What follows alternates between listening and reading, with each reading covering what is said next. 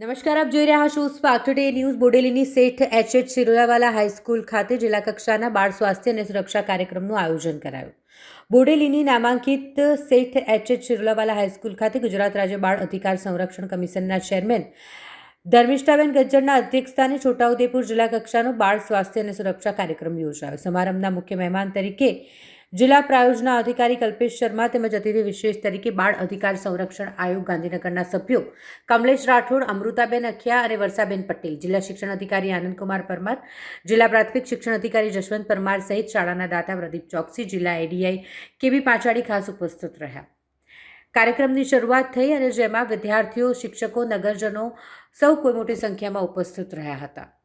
અહીં વિદ્યાર્થીઓએ પોતાના અધિકારો જાણી વર્તમાન પરિસ્થિતિમાં રોજિંદા જીવનમાં પોતે રાખવાની જરૂરી કાળજી વિશે વિસ્તૃત માહિતી આપી. વિદ્યાર્થી કાળમાં સચેત રહી સાવચેતી રાખવા માટે જિલ્લા શિક્ષણ અધિકારી દ્વારા જણાવવામાં આવ્યું. અલગ અલગ જે મહાનુભાવો અહીં ઉપસ્થિત રહ્યા હતા તેમના દ્વારા પ્રાસંગિક પ્રવચન આપવામાં આવ્યા હતા. ધર્મિષ્ઠાબેન ગજ્જર, ગુજરાત રાજ્ય બાળ અધિકાર સંરક્ષણ આયોગ ચેરપર્સન.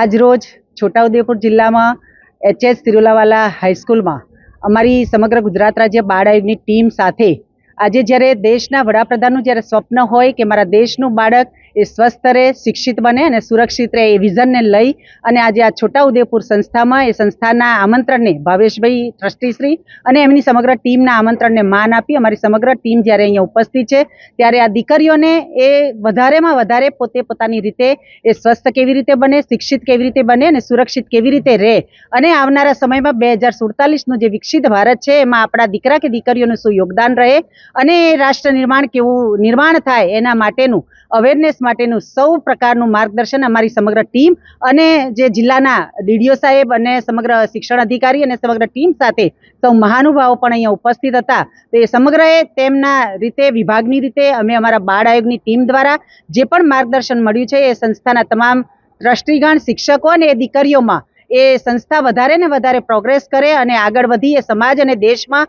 આ સંસ્થાનું નામ રોશન થાય એ માટેનો અમારા આજનો આ પ્રયાસ હતો. એટલે સમગ્ર સંસ્થાની ટીમનો પણ હું હૃદયપૂર્વકથી આભાર અને અભિનંદન કરું છું કે આ કાર્યક્રમમાં અમે અહીંયા બોલાવ્યા અને અમારું માન સન્માન કરી અને આ દીકરીઓને આવું માર્ગદર્શન આપવા માટેનું